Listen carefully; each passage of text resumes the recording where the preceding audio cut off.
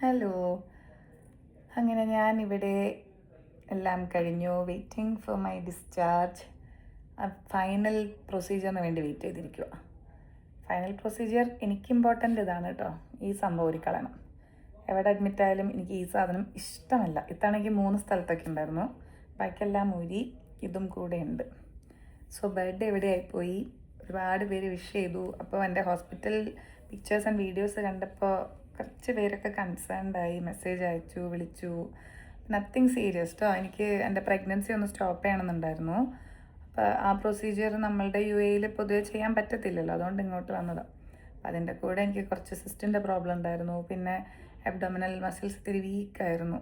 എൻ്റെ last pregnancy was too complicated. അതിന് തൊട്ട് മുന്നൊരു മിസ്കാരേജ് ഒക്കെ ഉണ്ടായിരുന്നല്ലോ. അപ്പോൾ മൊത്തത്തിൽ ഒന്ന് എന്നെ വർക്ക്ഷോപ്പിൽ കയറ്റിയതാണ്. പക്ഷേ സർജറി കുറച്ച് ലോങ് ആയിരുന്നു. സോ ICUക്ക് ഒന്ന് മാറ്റി. പിന്നെ അത് കഴിഞ്ഞ് റൂമിലോട്ട് ഷിഫ്റ്റ് ചെയ്യാൻ കുറച്ച് സമയമെടുത്തു. സോ അതായിരുന്നു സംഭവം. ഒരുപാട് പേര് വിഷ് ചെയ്തു, ഒരുപാട് പേര് പ്രാർത്ഥിക്കുന്നുണ്ടെന്നൊക്കെ മെസ്സേജ് ചെയ്തു.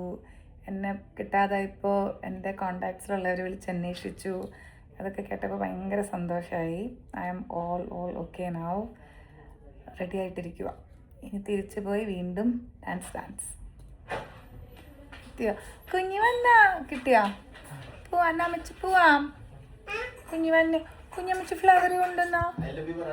Flower. I love you too. Okay, bye. Wait.